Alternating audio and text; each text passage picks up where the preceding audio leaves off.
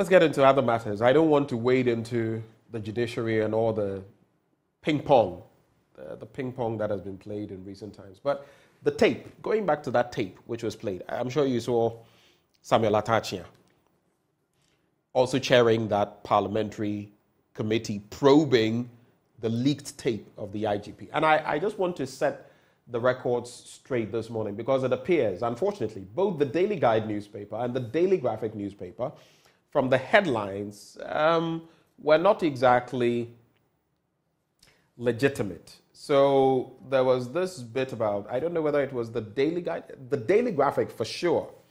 The Daily Graphic for sure. Let me not fault the Daily Guide yet. Let me see whether they wrote in that story. There was another paper, and the whole bit says, suggests that the tape was doctored. Okay? That is what they say. But our very own Samuel Mbura, who was, yes, that's the Daily Graphic one. Our very own Samuel Mbura, who was there, that's not what Samuel Atachia said. He suggested that, the second tape was a very long one. It had probably the entire length of the discussion. The first one had been edited or truncated, so to speak. Truncation does not mean it's been doctored. Doctored, yeah, I agree. Doctoring would suggest that maybe intentional addition, insertion, removal, and all of that. So I feel the way these stories in the papers, some of the papers, the Daily Graphic for sure, and I think another paper have been couched, is not exactly the best. But for you, what you've seen from this IGP, leaked tape, Alex Mensah, COP, Superintendent, George Asare, among others, who have spoken, the things they've said, suggesting the IGP is a tyrant of sorts. Some of the things, though, may not exactly. Yesterday, we called our own former colleague here, who's at the BBC. He interacted with us on what standard practice at Scotland Yard is. My only concern is standard practice does not mean that what Scotland Yard does is the yardstick for every country. What do you make of happenings so far? Well, I watched the appearance of the IGP at the committee. And to be very honest, I'm a very strong person. For a moment, I nearly shed tears. I felt his pain. I felt his pain because I have so much respect for people like that. He rose from the ranks, and he took advantage of every opportunity through the channels to upgrade himself. Personally, my parents didn't go to school. My father and my mother, none of them went to school. My parents were businessmen. My father, who was also an Islamic cleric, a businessman and a farmer. So I give so much respect to hard work. And from my days as a student leader from University of Ghana to USAG, to NUX, to the All Africa Students Union, I have never missed the opportunity to upgrade myself, academically. Even when I was in the Chief Parliament and the Deputy Minister, I took advantage. And currently, that I'm still schooling.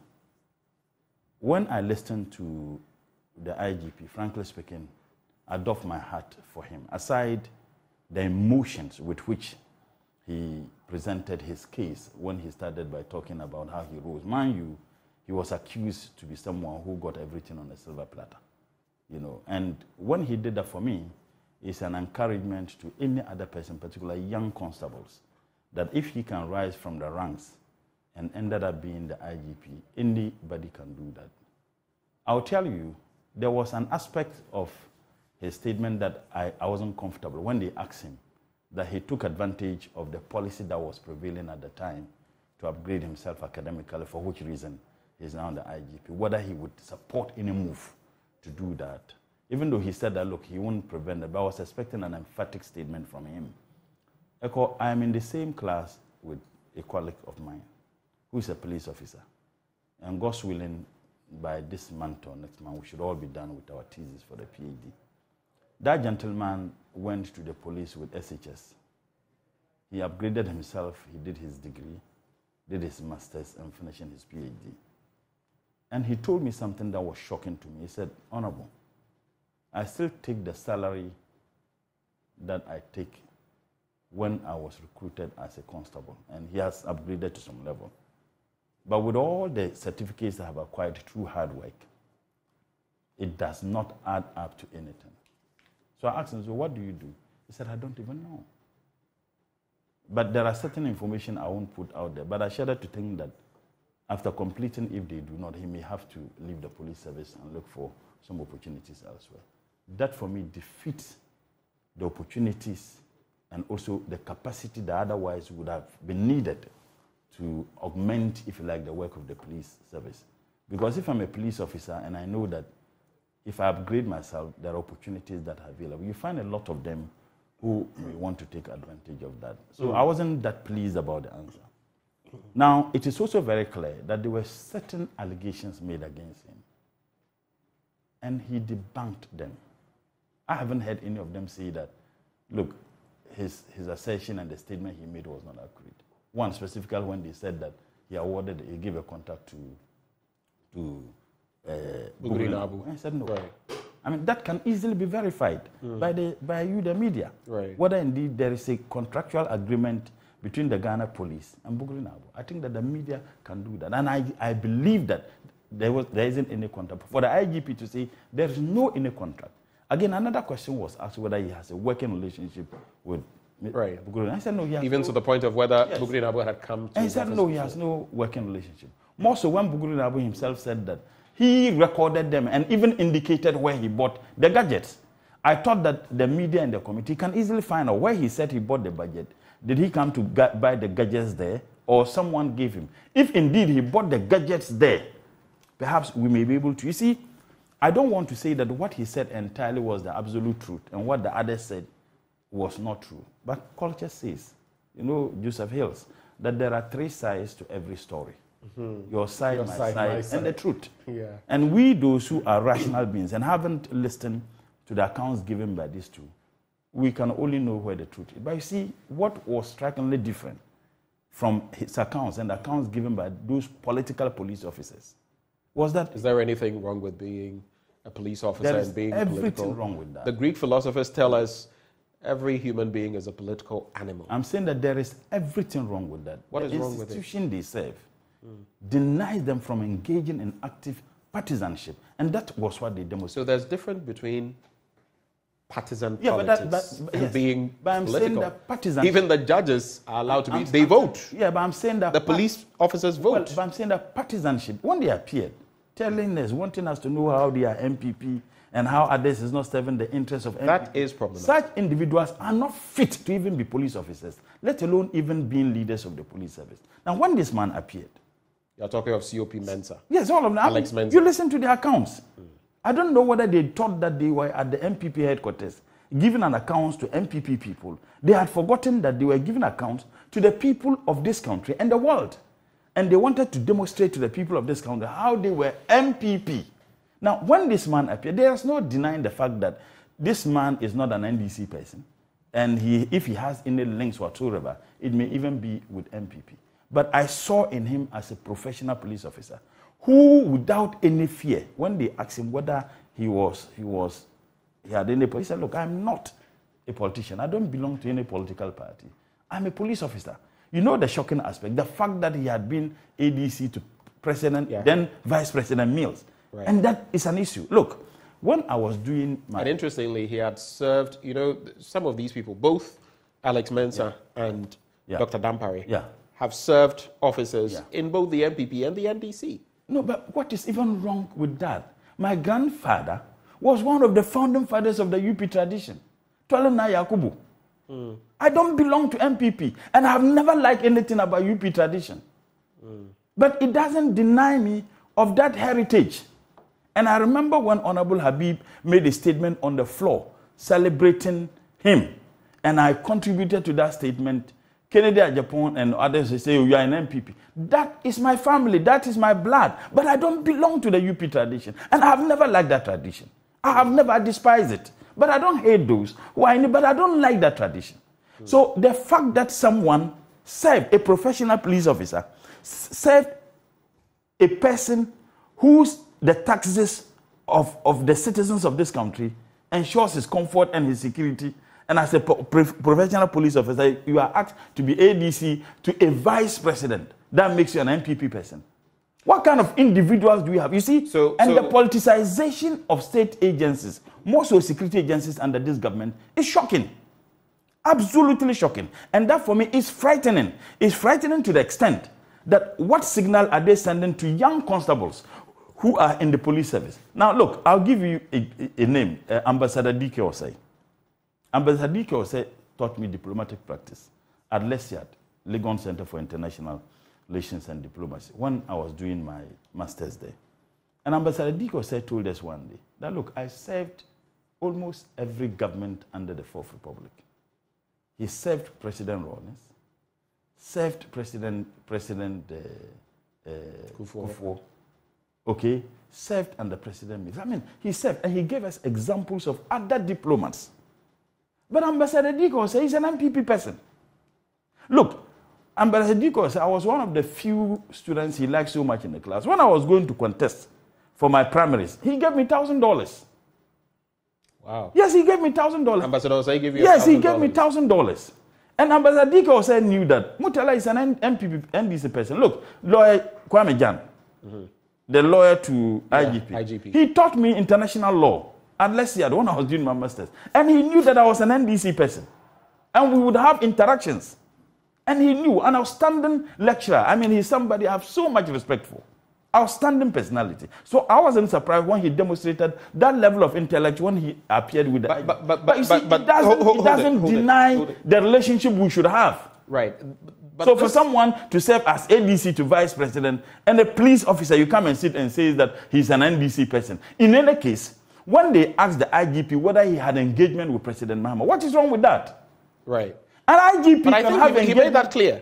I'm saying that. He made that clear that while they hadn't. Yes. I mean, President Mahama, former President Mahama, is a civilian, a Ghanaian, a citizen that he has to serve. From the child born today to whomever, he has to serve everybody. So that's what another he said. difference that was demonstrated is that whereas those other police officers are these buga police officers, this man deals with reasoning.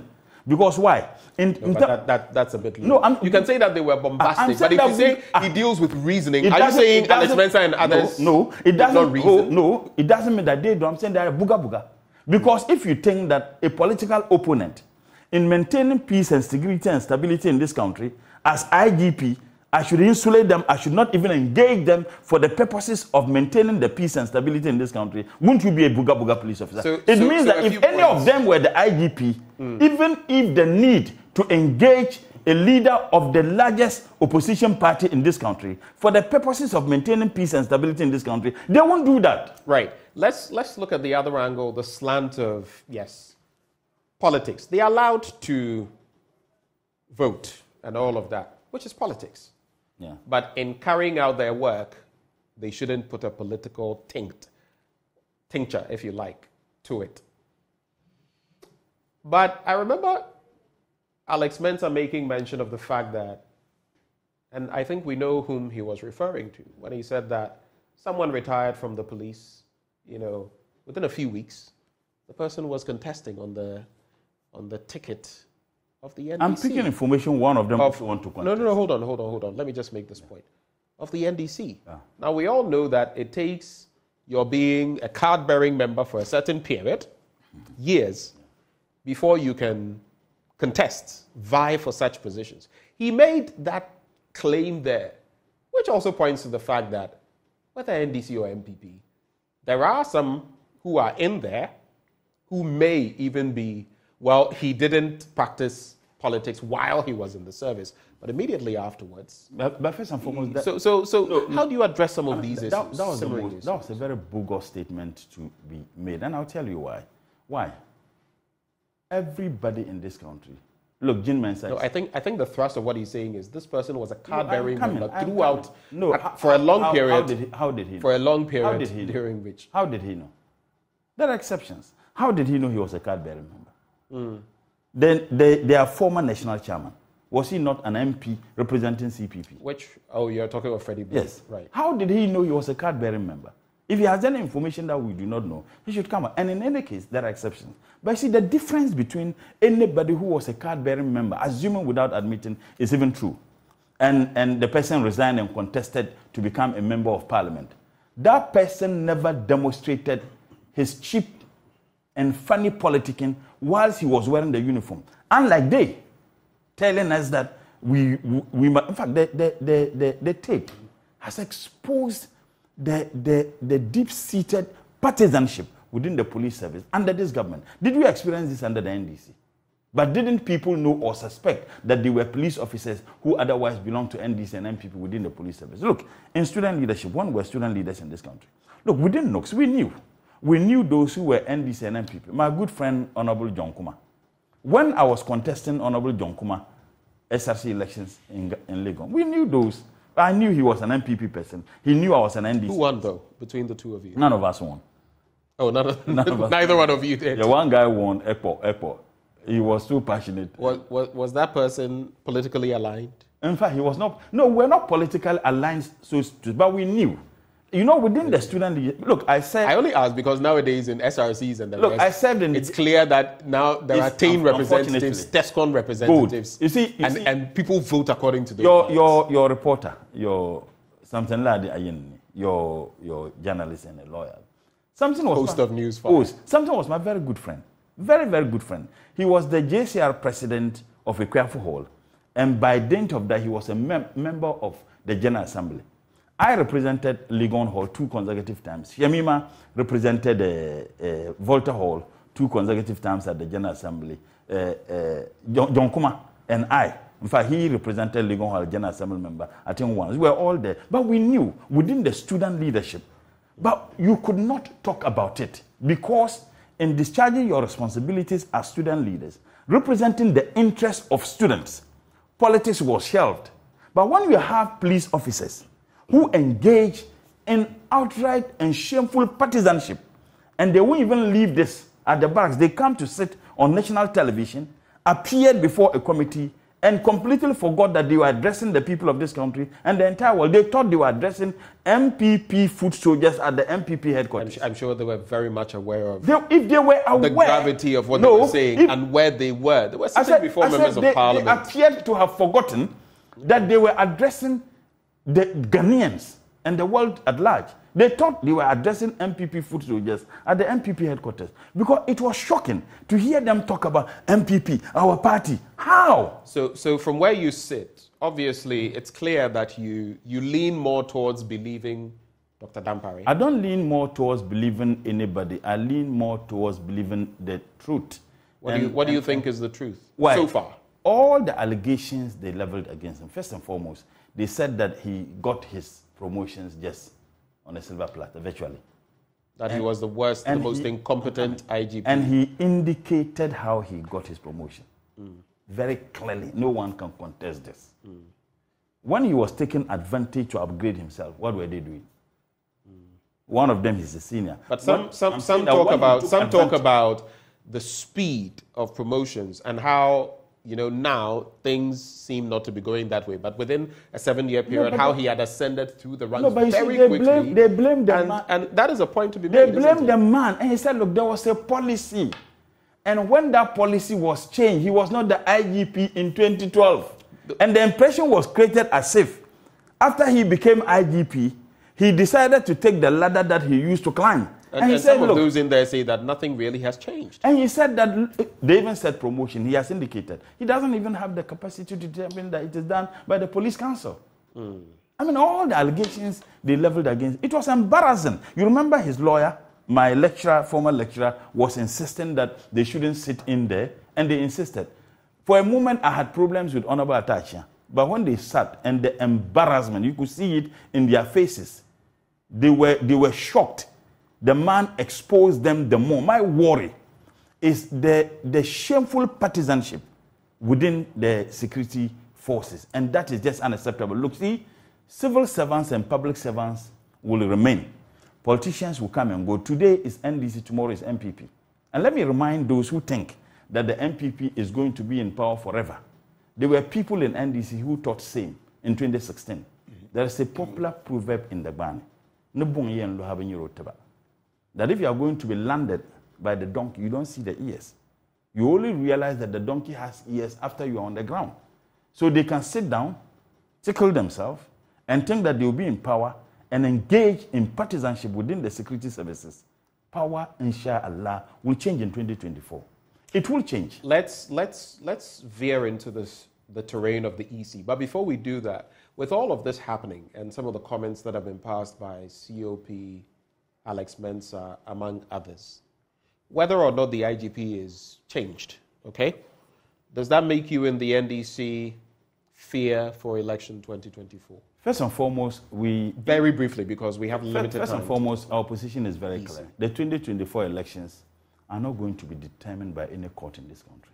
And if anybody sits down and thinks that people can rig the election, then we come to court. It is not going to be determined by any court in this country. But it will be determined by the votes of people, and if it comes to the point where we will not get a court there. resolution is we needed, will not get you will there. have to go to we court. will not get there. We will not get to that point. Why? Because we allowed them to rob us in 2020, and we went to the court, and we all saw what happened. So you don't trust the courts? Well, I'm not going to sit here to say whether I trust the court or I don't trust the court. What I can only say is that we will not get to that level. Let everybody be reminded. Okay. Because you see, in 2024, we all witnessed what happened.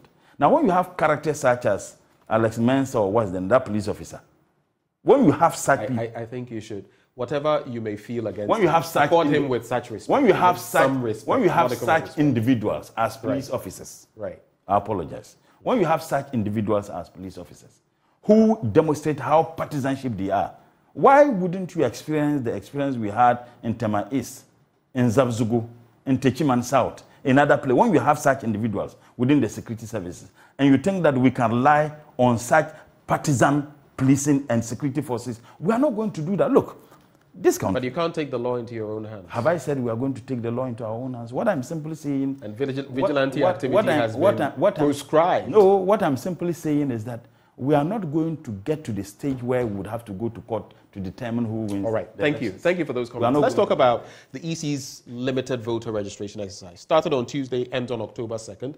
We've seen a paucity of numbers getting registered, comparatively, compared to the numbers that we are expecting.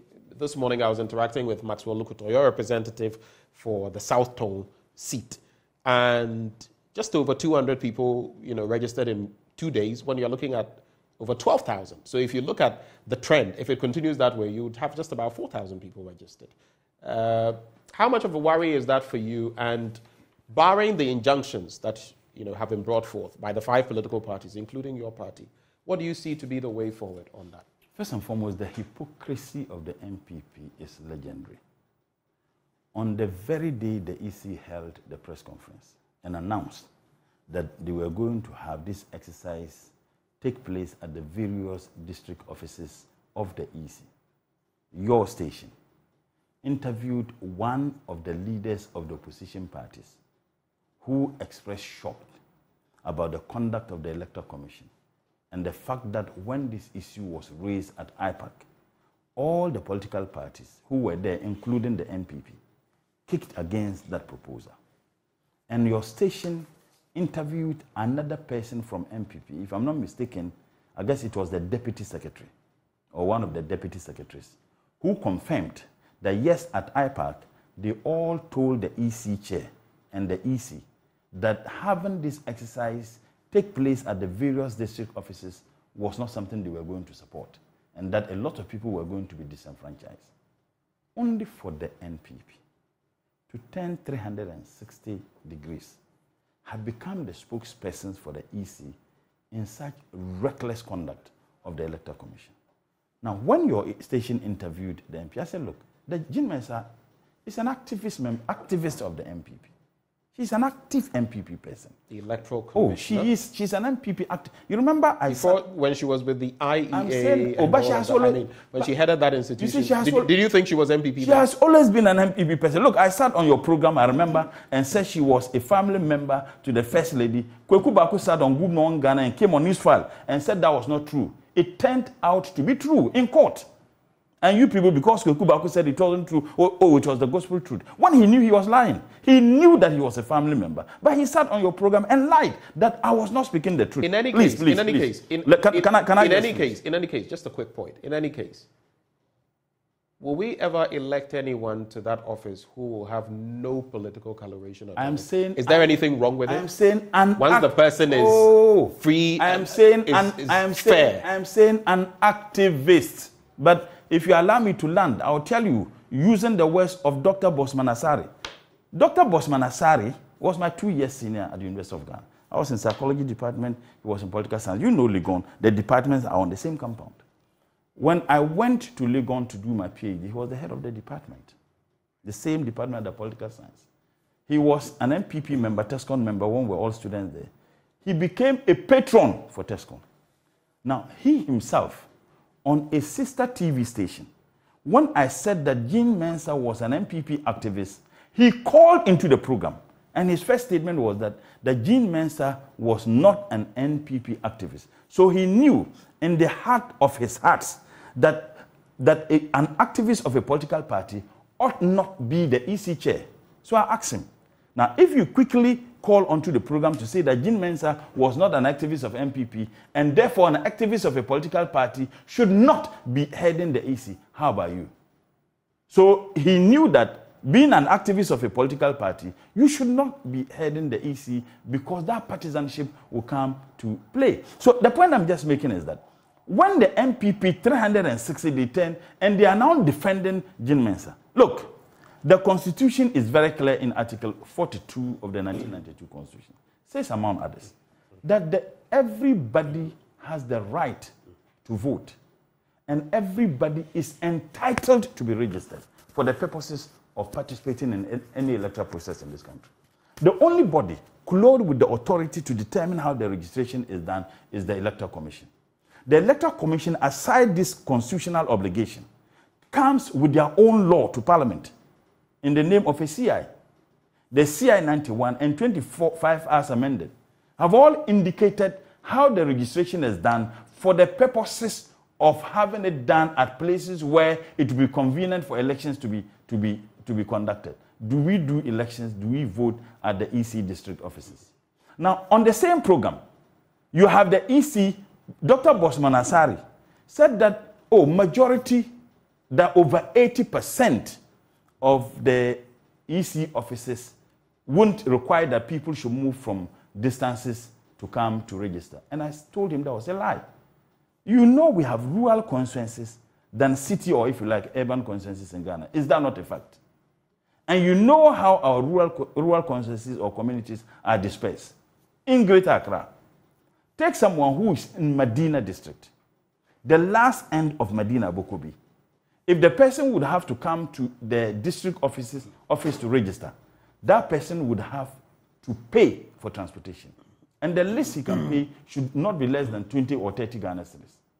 Now, a person who doesn't even have food to eat, how does the person come to participate in an electoral process and registration where the Electoral Commission is enjoined to do so by the Constitution of Ghana and the CIE or they themselves have taken to Parliament to be made into law? How can a person do that?